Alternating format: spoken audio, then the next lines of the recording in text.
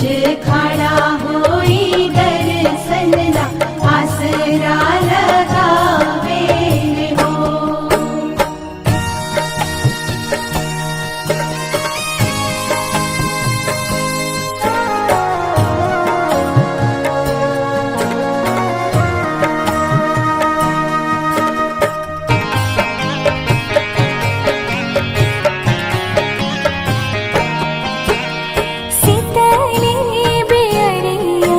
शीतल तुझे पनिया कब देव देवता तू आके दर्शनिया।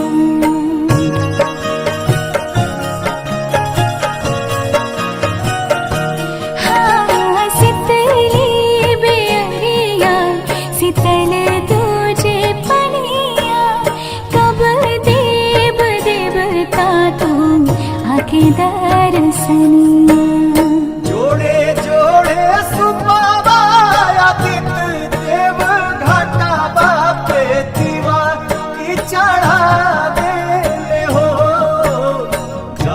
बीच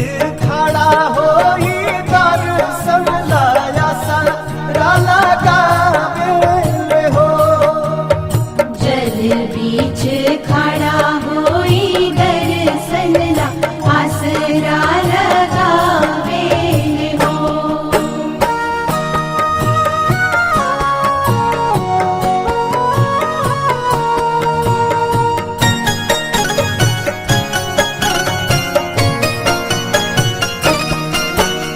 भूखली शरीरिया सजल सुभे मनवा पुरुबे लागल बड़ुए सबके धियनवा।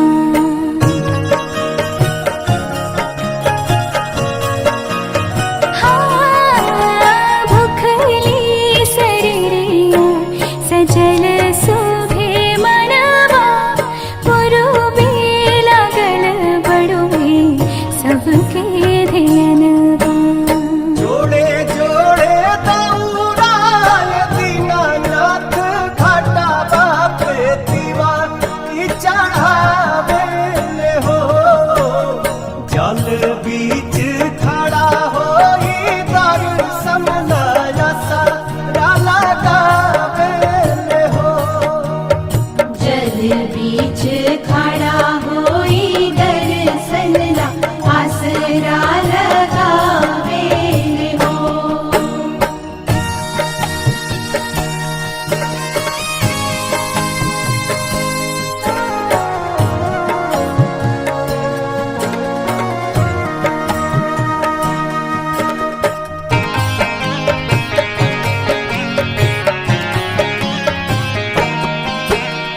विनय बिहारी लिख ले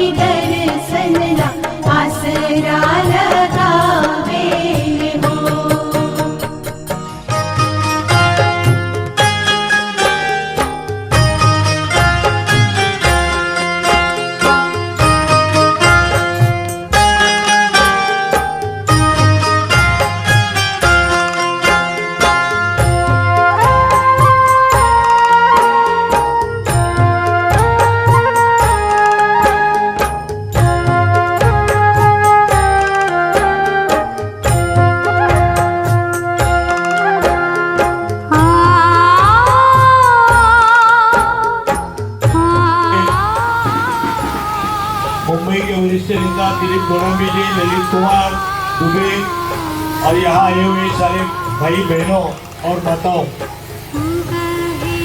सारे देश में आज छठ पूजा का उत्सव गत 4 दिन से आज से ही शुरू हुआ ना, अगले 4 दिन चले शुरू हुआ है।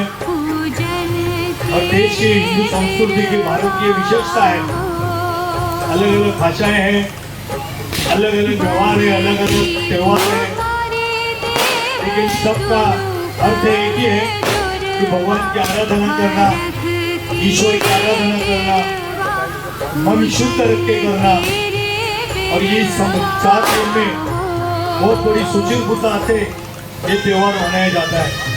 कितनी श्रद्धाएं देखिए, वैसे तो गंगा मैया, यमुना मैया या समुद्र के किनारे सारा होता है और नदी के जल में जाकर सूर्य की उपासना की जाते हैं, उपास किया जाता है समुद्र में। लेकिन यहाँ भारतीय जनता पार्टी के शासन में जिस तरह गणपति उत्सव में विसर्जन करने के लिए कुछ तालाब करते हैं और उसको ही गंगा समझते, उसको यमुना समझते, उसको ही नदी समझते, समुद्र समझते, वैसा महानगर पालिका ने यहाँ के लिए व्यवस्था की है।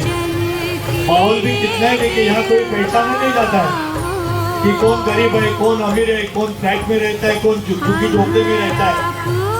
ईश्वर के दरबार में, ईश्वर के आसपास, परिसर में और त्योहार के समय सब समान रहते हैं। अभी दिवाली गई 4 दिन, तुलसी विवाह तक दिवाली चलने वाली है और उसमें ही छठ पूजा आती है। सारे उत्तर भारत में और जहाँ जहाँ उत्तर भारतीय और ब्रह्मदेव की ये मानस कन्या की पूजा करते, सूरज की उपासना करते, हवा, आकाश, सूरज और धरती, ये तो जीवन की 5 धाराएं हैं, ये नहीं होगे तो हम जिंदा नहीं रह सकते।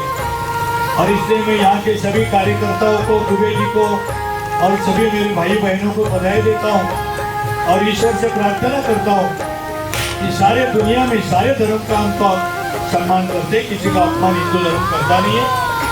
किंतु एक ही धर्म ऐसा है जहाँ राम और कृष्ण पैदा हुए, जिन्होंने जीवन कैसा जीना चाहिए, पैदा होने के बाद परमात्मा की प्रार्थना करके जीवन के आखिर के क्षण तक परमात्मा से आराधना करते और एक पुण्य प्राप्त करके लेते और उसके लिए अलग अलग त्योहार देते। उसमें छठ पूजा का बहुत बड़ा अपने आप में महत्व है और इसलिए मैं आप सभी को बधाई देता हूँ।